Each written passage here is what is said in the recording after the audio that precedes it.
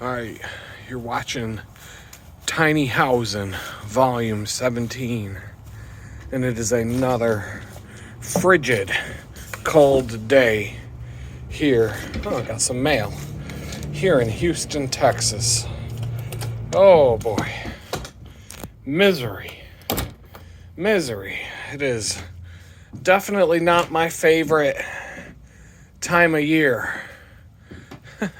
Got my 3 layers on, and just got back from another 40-mile commute, and I'm exhausted. And I'm exhausted because of the weather. This would have been a beautiful, beautiful bike ride if it weren't so damn cold. But I'm wearing 3 layers underneath on the bottom, 3 layers up top. I got this band around my head to keep my ears warm. I have gloves on, and I got my booties. Get your booty on the floor tonight. Keeping my feet warm. So, I just need to chill. I'm gonna get out of this, undo a little bit of this stuff, and I'll catch you in a minute. What's going on, everybody? It's your boy Adam, back at you again for Tiny Housinʼ Volume, what'd I say, it was 17, I think. So I'll know when I make the title, but I'm too shot out to even I barely know what day it is anymore. So, it is what it is. So yeah, I got some mail, as you saw when I was walking in the door. I got a check in the mail. Oh yeah, baby, $9. Booyah! Rolling in dough today. Rolling in it. Today was payday. I got a check for $9. Now I'm gonna see if my bank, I have a horrible bank here in Texas. It's a terrible bank. They suck.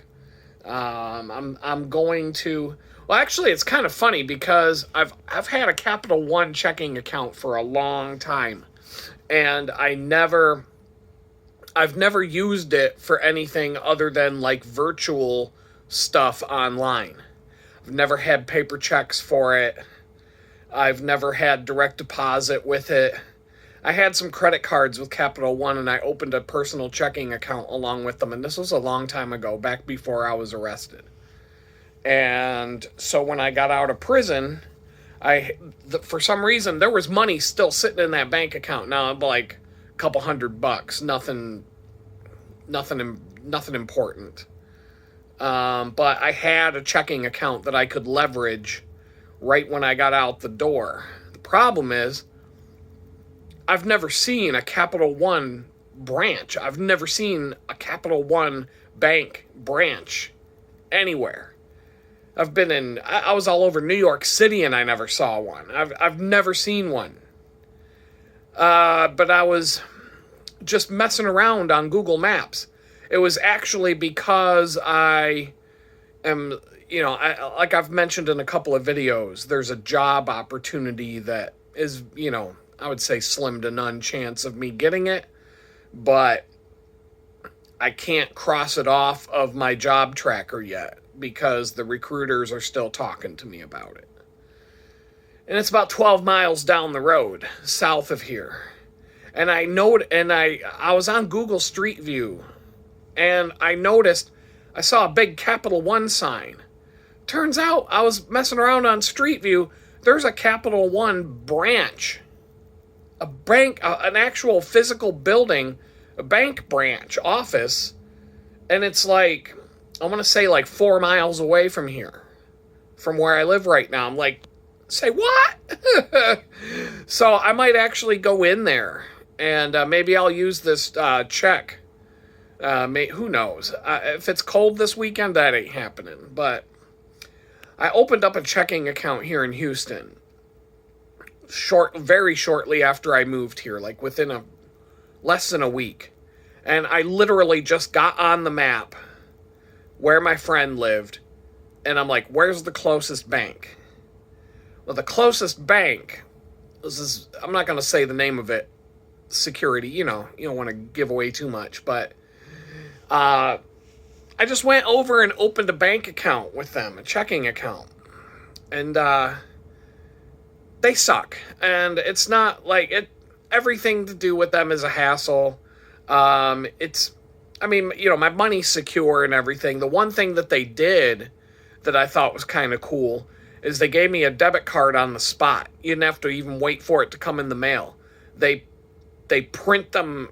They have a machine that prints them right there at the bank, and they just hand it to you, and boom, you got a debit card. You walk out the door with it. So I thought that was cool, but everything else has been just, there's been a lot of hassles. And then I found out they only have one branch in the entire city of Houston. One. And it just happens to be that one location. So it's very inconvenient for me now to go there. I probably won't close the account, but I'm going to open up an account close by, or I might just leverage the fact that there's a Capital One branch right here. And wow. So I gave away that name, but I'm only giving it away because, like I said, I've never seen one anywhere in any city ever. It's always been like an online thing. And so yeah, that's that. I got my $9 check in the mail. Today was payday. I haven't even had time to log in to my stuff and see how much. I don't even know how much I got paid. Don't know how much money I have right now. Who knows? It doesn't matter. Long day. Cold day. No, I know all you people in Minnesota, it's negative 55 degrees, and, they say, I guess hell's froze over, because it's certainly frozen up there. But I live in Houston. It's not supposed to be like this. In fact, I've had several people who live in Houston who have lived here their whole lives who've told me that this is really abnormal and that this is one of the worst winters they've had in a long time, if not ever. Just in terms of how long it's been cold and how much cold. They're like, usually it's like just a few cold days here and there, not these like 2-week long stretches of freezing temperatures and snow and everything else that they've had here. It's fucking snowing in Florida, for crying out loud. It's been snowing in Florida. What the fuck's going on? Yeah, all these people telling you about global warming. This is why they had to change the name to climate change, because they found out global warming was bullshit. And back when I was real little, too little to pay attention to it, but I've seen the documentaries and the news clips and the fear-mongering. They used to say that the globe was freezing. Back in like the late 70s, early 80s, or like global cooling. They were calling it like, because of man and pollution and, eating meat and driving cars and all the things that you do, you're ruining the environment and the world is going to freeze and everybody's going to freeze to death. But then shit started getting warmer and they're like, well, wait a minute, we're going to call it global warming now. And so now it's your fault eating meat, driving cars, cow farts, watching TV, using electricity, heating your home, all the things that you do to survive and be comfortable. It's all your fucking fault, you peasants. You're ruining the earth. It's global warming. Well, now it's getting cold again. So they're like, shit, let's just call it climate change now. That way, whatever the fuck happens, if the temperature gets warmer, if it gets colder, it's still your fucking fault, you piece of shit peasants. Al Gore runs around telling us about how we're ruining the environment, how we shouldn't be eating meat, don't use electricity, don't heat your homes, all that shit. You know how much that motherfucker's electric bill is every month? He has like a $6,000 electric bill for his fucking mansion. And he flies around in fucking private jets and, all these fucking climate do-gooders flying around in their private jets to show up in your town and tell all you peasants to stop driving your cars, stop eating meat, don't turn on the fucking heat in your house. Fuck you peasants, it's all your fault. And then they fly away in their fucking private jet to go to the next town. Uh, douchebags. But anyway, I'm going off on the rails here. It was a long day. It was cold. Cold. Abnormally cold. I don't know what's abnormal. This is my... But, man, it fucking sucks. I came down here hoping to skip winter, and I'm getting a taste of it. And I'm not liking it. But, hey, they're saying, like, in 3 days it's going to be 83 degrees. See what happens. Let's see what happens. I'm hoping I can put away the sweater. I'm hoping this is it. I'm hoping this is the end of it. But yeah, didn't sleep well last night. Johnny Law, the probation officer, he decided last week he got a hold of me, but I was working all week, and I told him that my schedule's pretty full, and but he said, well, how about next week? And I said, okay, I'll let you know what my schedule is as soon as I know. And I told him as soon as I found out. I had Tuesday, Wednesday, and Thursday completely free. In fact, I never left the tiny house. I barely went outside in the span of 3 days. I think I did go to the grocery store. I think I went over to Target with the bike pump or something like that. But I was here for 3 straight days. I never heard from him. Last night, I get a text. Hey, I'm going to come over at 6:20 tomorrow in the morning. Because I told him that I leave at... He asked me if I was going to be here today. And I said, no, I'm working today. And he's like, well, what time do you leave? I'm like, 6:30 in the morning. He goes, I'm going to be there at 6:20. What the fuck, man? Like, I got to get ready to ride a bicycle 20 miles in frigid, freezing cold. And now I got to... So anyway, it was no big deal. He was here and gone.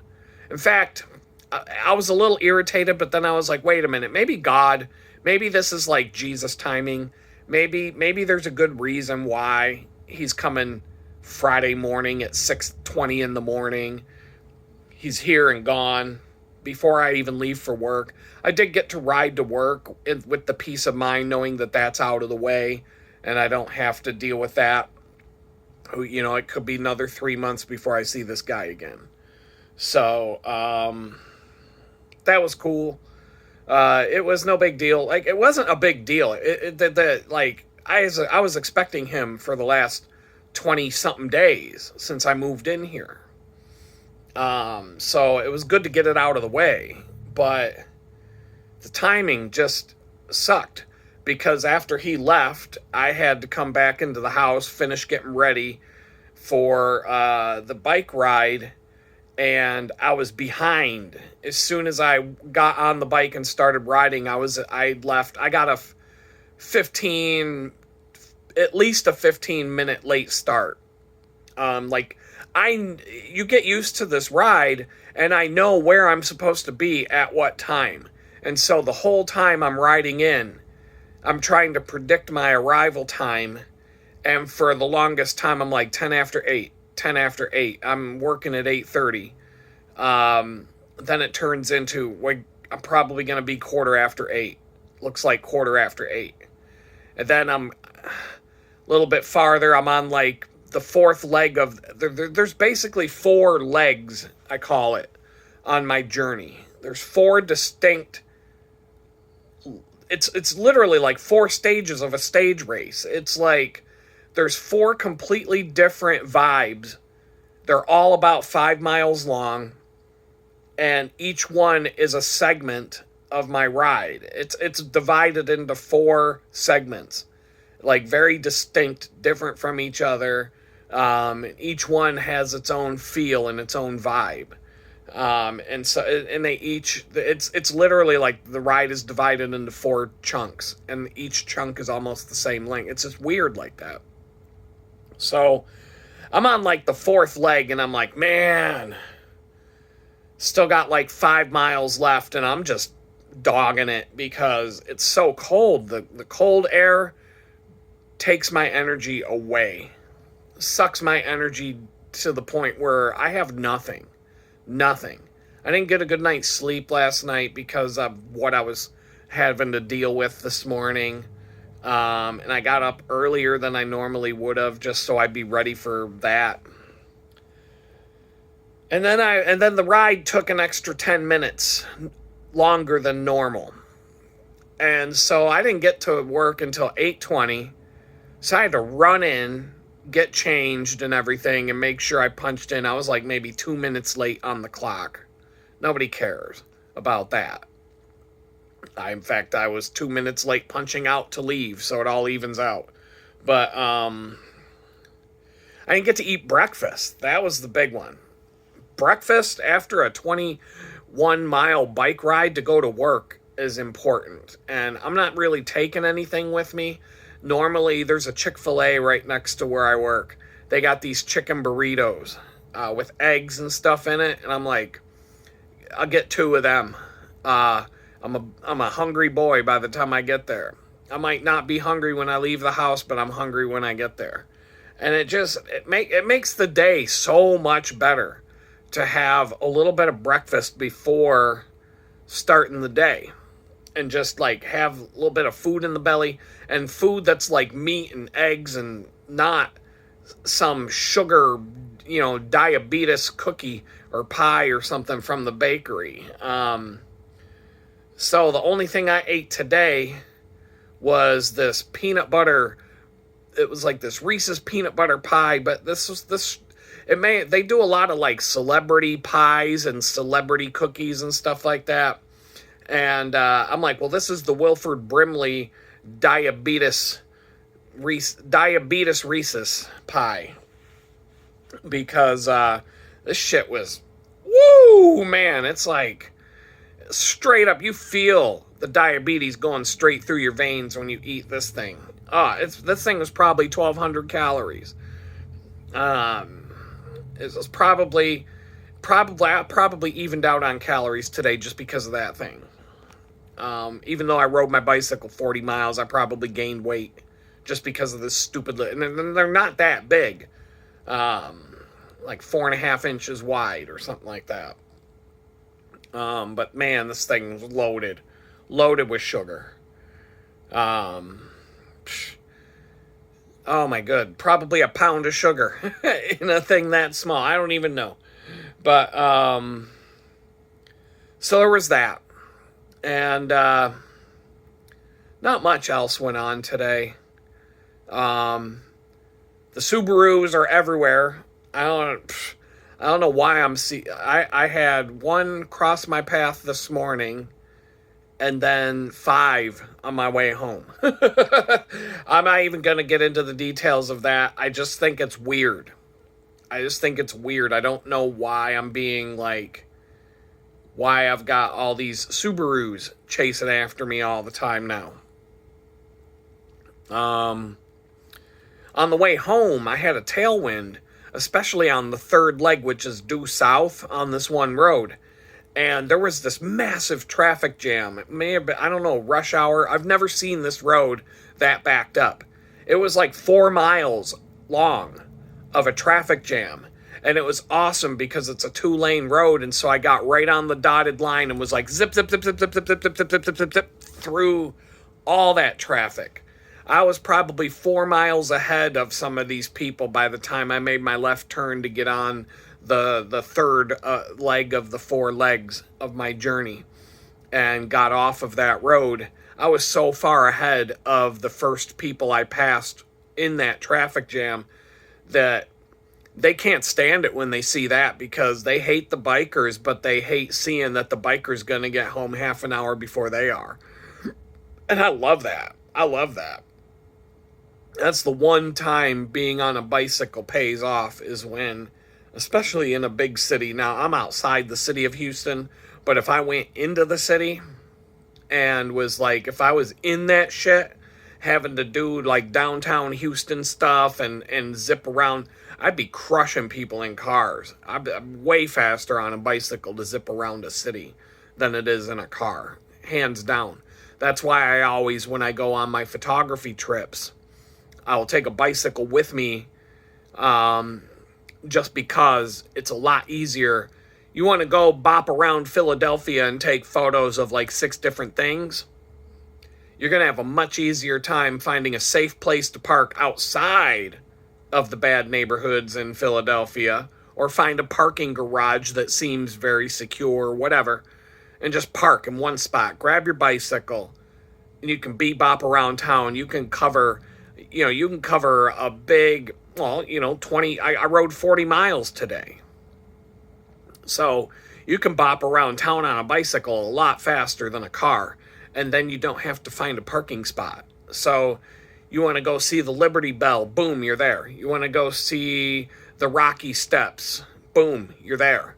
That's like a 10-minute ride from one to the other. You want to go see some other thing. You want to go see Independence Hall, or you want to go see the building with Ben Franklin on the top. Boom, you're right there. Another 5 minutes. And you could just do that all day. You do that in Manhattan. You can go from like Times Square to the Empire State Building to you can bop around New York City so fast on a bicycle. It's unbelievable how fast you can get around. The only thing you gotta worry about in the big cities like that, you just have to have a really good bike lock, and you gotta try and find. You either got to find a really secure, safe-looking place to lock your bicycle up and use a really high-end, like, good lock, or you just have to keep your bicycle in eyesight at all times. So, like, I'm never too far from my bicycle. If I'm just bopping around town taking photographs, I might lock my bicycle up, but I'm not going to be so far away from it that I can't see what's happening to it. I might find a parking garage. A lot of parking garages have secure bike racks, and they don't cost anything, but they're under surveillance. There's cameras there. In downtown Pittsburgh, they have bicycle garages. They have bicycle workstations. They have bike racks you can lock your bikes up on, and then they'll have a bicycle repair rack with a bunch of tools hanging off of it, and all the tools have cables wrapped around them so that, you can't just steal all the tools. But you can sit there and work on your bicycle in a parking garage, and it's all free. So that's one thing that all that stuff is actually brought to you by the liberals. Republicans would never give you shit like that. So, I give them credit whenever they do something right. It doesn't mean I want to be friends with them, but hey, I'll take your free bike parking and your bicycle workstation if I need it. No, thanks. But, you fucking assholes, told me I had to wear a mask and I had to get a vaccine passport to go to a fucking grocery store. And you made me lose my fucking job because I wouldn't take a shot. And then you threw me in federal prison over some mean tweets. And you did all kinds of fucked up shit to all kinds of people in this country and pretty much ran the thing into the ground in less than 4 years. So we're done. I don't have anything. I want anything to do with you fucking scumbags. But, when you do something right, I'll give you credit for it. 'Cause, I mean, it's not like you do anything. It's not like you do it very often. So, let's see. The traffic jam was nice. And then, I'm working on my toolbox. On my way home, I saw something on the road. When you're zipping down the side of the road, you'll see things. And you'll be like, what the hell was that? And I was like, got a little screwdriver for my toolbox. Got a nice $50 set of lineman's pliers last week that I showed you. This is just a Stanley flathead screwdriver, and the handle's definitely a little beat. It's probably been run over a handful of times before it was kicked to the side of the road. But it's a solid screwdriver. There's no warping or anything. It's definitely worthy of going in my my general household toolbox. I'm not throwing it in my bicycle tool bag, but I've got another tool bag that's just full of random tools, and that's just gonna go in there. Kind of funny, just back in the day when I was, when I had a house and a workshop and things like that, I had different tool kits scattered around different places. One would be like general household tools, one would be specifically bicycle tools, one would be, stuff for working on the car. I had a Craftsman ratchet set that was in a plastic case, and everything had, was very organized. Different things like that. But like that kind of a screwdriver would just go in like the junk drawer toolkit, like just up in the kitchen. So if you need a freaking screwdriver quickly, boom, it's right there. You don't have to go down to the workshop and open up a toolbox. And all the nice screwdrivers are in my bicycle tool bag. So I don't know, man. If I keep riding around this town, you never know. I might end up with a whole toolbox full of free tools. It seems like I'm finding a tool every week. I don't know. Maybe I should request to the Lord some of the tools that I'm looking. I don't think I'm going to find bicycle tools laying on the side of the road, but general tools. Maybe the reason why I'm finding all these tools on the side of the road is maybe some of the Mexicans that got picked up at Home Depot to ride in the back of a pickup truck to a job site. Maybe they saw ice coming down the road and jumped out the back of the pickup truck and didn't have their tool bag secure or whatever, or their tool belt secured, and they're dropping tools all over the road while they're running away from ice because they don't want to get deported. I don't know. But, finders keepers, I guess. Let's see. I guess that's about it for today. I'm beat. I'm trying to warm up.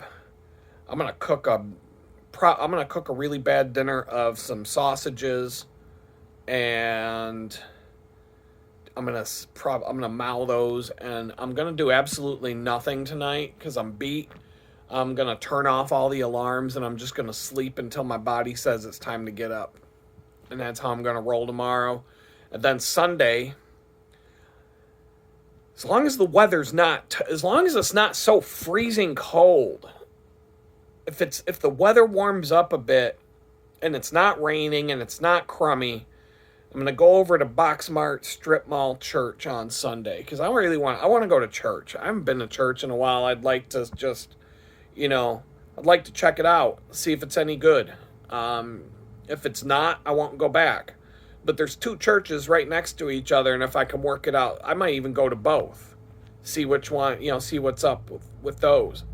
The one church, the Lutheran church, the stuffier looking one, they've got a sign out front that says, they've got these workout classes, like fitness classes on different days of the week.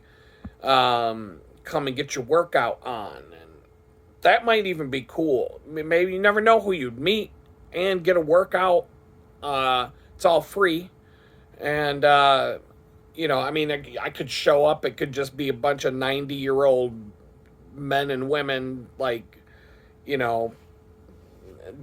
bending over and touching their toes and, doing like old people stuff. But I don't know. Who knows? But Sunday, I'm going to try to get over there. Also got to do some bike work. I might even have to, before I retire tonight, unfortunately. One of the bad things about riding my bicycle so much is it's a lot of wear and tear. And I'm noticing my front tire. Now, my front tire on the Red Rocket is old. It's been... That tire might have over 2,000 miles on it. I don't know. Front tires don't wear out as fast as rear tires. And I remember the last time I started noticing things about my back tire, and it burned me because I didn't replace it. I've got a brand new tire sitting here in the tiny house waiting to go on that bike. I could take the rear tire, put it on the front, put the new tire on the back. But that back tire is already wearing down. It's, that tire's got half of its life eaten up. These tires get after about 1,000 miles, you got to think about maybe getting a new set. 1,500 miles or so, 2,000 miles, they're done. They're beat. Now, that front tire is definitely looking like I could probably get away with riding it. Honestly, I could get away with riding it all summer. More likely than not. But it's the chance. Do you want to take the chance that you get caught out somewhere and all of a sudden, boom, and the sidewall blows out, or something crazy happens? And these are really strong tires, but they do. I'm just noticing it's a little wonky. My front brake pads are starting to get a little bit. I'm feeling that they're getting a little worn out. They're starting to wear down. If I wear them down too far, all of a sudden it'll be metal. I'll wear them right down to the metal posts, and they'll start scraping against my rims. They're not quite that bad yet. But I was looking, I'm like, man, if I'm going to do some serious bicycle maintenance and just strip down, and I've got a lot of stuff to replace that's just sitting here waiting to do the work. Maybe tomorrow is that day. I don't know. I feel like I need a warm day. I'm not going to feel like doing it if it's freezing cold again tomorrow. But that's on my list. And I might order one tire because I've already got a brand new tire. I might put 2 brand new tires on my Red Rocket and take the rear tire that's on it right now and set it aside as a spare, because it's still got miles to go on it.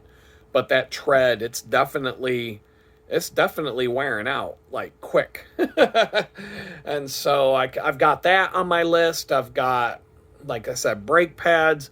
If I took the time to just strip the bike down to all these little parts that I want to replace, these wear and tear parts, I could get it all done in an afternoon. I'm not going to film it because I'm at the point right now where if I try to video it and try to document everything I'm doing, I'm going to need to get out tripods. I'm going to have to fiddle with stuff, and I'll end up taking twice as long to get it done. And right now I'm at the urgency is just get it done. There's plenty of videos on YouTube on how to work on bikes. Anything you want to work on, there's a video for. So I really don't need to do that. I would love to. It would be cool. It would actually be cool to do. But right now, don't have the time for that. And then I've got this other bicycle that needs just a quick tune-up. It just needs like a quick checking over and adjusting it to my body. And that takes time, but I just need to get it dialed in enough to take it on a ride, like to my job. And maybe along that ride to my job, I have to pull over and adjust something, raise the seat, move the seat back, just fiddle with it. But I definitely want to take that other bicycle to work and back, at least once in the next. But that's a lot of work. That's like a day of my life, taking apart bikes and tuning. And I would be much more amicable to getting that done if the weather would cooperate and not be so. It's just so fucking cold that even if I was in the garage or even doing it here inside, I could do it inside this tiny house. And this floor would actually, if I got oil and stuff on the floor in here, it wouldn't even, you'd never even know. And it would clean right up. It would be the easiest mess to clean up ever. But there's plenty of room in here to do it. I mean, I'm not opposed to doing it inside the tiny house, but I'd rather do it in the garage here or outside. Probably better off in the garage in case I drop a small part on the floor, but I'm just I just don't think I'm going to be down with it tomorrow, and I don't think the weather's going to be there either. But next week, it's supposed to be warm. If I get some weekdays off in a row, I've got work I'm trying to get done. I don't know, man. It's like there's just so many things on the plate right now, but the bicycle, it's like having a car. It's like having expenses like you're driving a car. You got to take your car to the shop. You got to get oil changes. You got to get new tires. Something's not right. You got to drop off your car at the shop and figure out how you're going to get to work for a week, and things like that. Well, it's the same with the bicycle. But a bicycle is more reliable than a car if you take care of it. But there will come a time where you need to do something, you need to fix something, or you need to do some maintenance, or you're going to be really sorry that you didn't. And I'm kind of teetering on that point with both bikes.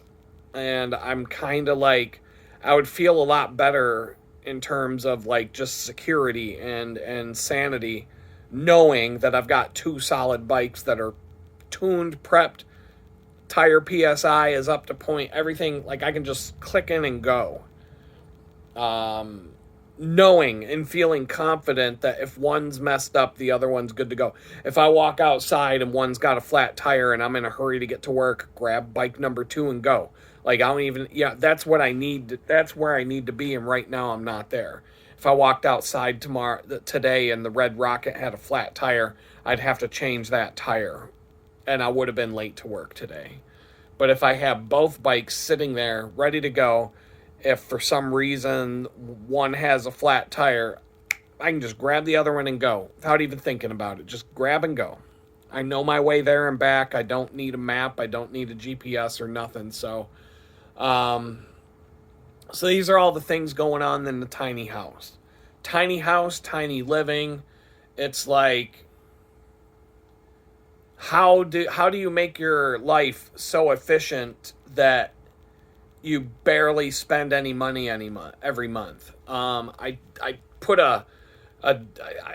took my accounting software that I made for myself and I set up a little table in the database of my recurring monthly expenses. So this was on my to-do list for the week. I was waiting for some video files to copy around for, this YouTube channel, because these files are big. I had to clear off space on my phone, and it's like waiting for a bar for 20 minutes to half an hour to copy files around. And so I sat down and looked at my accounting tool, and I went through and I'm like, everything that's a recurring monthly expense, something that has a due date, it happens every month, and whether it's an automatic payment or I have to manually pay it, either way, these are the fixed bills that are absolutely going to need to be paid every month. That doesn't count groceries, that doesn't count clothing, it doesn't count unexpected things, it doesn't count cycling and bicycle parts and repairs and accessories and, all the random stuff. But anyway, I was able to find out that my monthly expenses right now, including rent, are under $1,000 a month. How many people can say that they can pay all of their expenses every month for less than $1,000? Now, rent is a big, big chunk of that. The rest of it is split up amongst several bills, mostly software subscriptions for my business. Monthly fees to use certain pieces of software that help me do my job for my clients. The Adobe software subscription is the most expensive one of those. And I've been paying that since April of last year. When I got out of prison, I signed up and it was one of those things. I didn't even have the money to do it. And I just said, God will take care of it. And he has been. Every month when that thing's due, the money just magically appears to pay the bill. Even when I didn't have a job or anything, that bill always got paid. And that's like the number one piece of software I use every day. So, and then there's other pieces of software that I'm paying for. Things like Zoom. There's one called Figma. There's Miro. There's a few others. Accounting. There's a invoicing tool that I use. There's a few other things. And they're not, in and of themselves, none of them are super expensive. But you add them all up and it starts to add up. But all of those, my internet bill is the only bill that is associated with the tiny house. So the tiny house rent covers all utilities, electric, water, sewage, whatever. There's no other bill except for my monthly internet bill. So rent, internet bill, and then a bunch of random software subscriptions is really what it boils down to for my monthly expenses. The ones that absolutely have to be paid. And as far as the software subscriptions go, if I got in a jam, I could probably turn a bunch of them off, at least for a month or two, and then flip the switch back on when things, chill out. But I've got this vibe that God wants me to do what I'm doing, so he's just going to provide the means. And these are all business expenses. These aren't, frivolous things. Maybe $10 a month for Spotify, so I have some music to listen to, and I don't got to go through all kinds of craziness to listen to music, because that can be difficult if you don't have, if you're, well, let's just say it's not easy to build a music library these days, not like it used to be. Let's see. So there's that. But then, there's things like, groceries. Like I said, I may have to buy a tire and some brake pads. It's not super expensive, but all these things, they just add up. So this is what's on my mind. This is what I did today. It was an exhausting day, but I'm not as exhausted as I was last week, riding over 200 and something miles in a week. This is more like I rode 80 miles this week with 3 days in between the rides. And now I've got 2 more days, and then I'm probably going to ride again Monday. And then, I don't know, Monday. I usually work Mondays. Other than that, I turned off Tuesday, Wednesday, and Thursday again for my availability, and said I'm available Monday, Friday, and Saturday. One of the things I'm going to try to do next week in tandem with trying to get my freelance work caught up is bounce around town here, either in person or online, mostly online, and just see if I can find a part-time job that's within walking distance of this place. Because that would not only put money in my pocket, but the fact that I don't have to ride a bicycle 40 miles each way to get to it would actually save me money.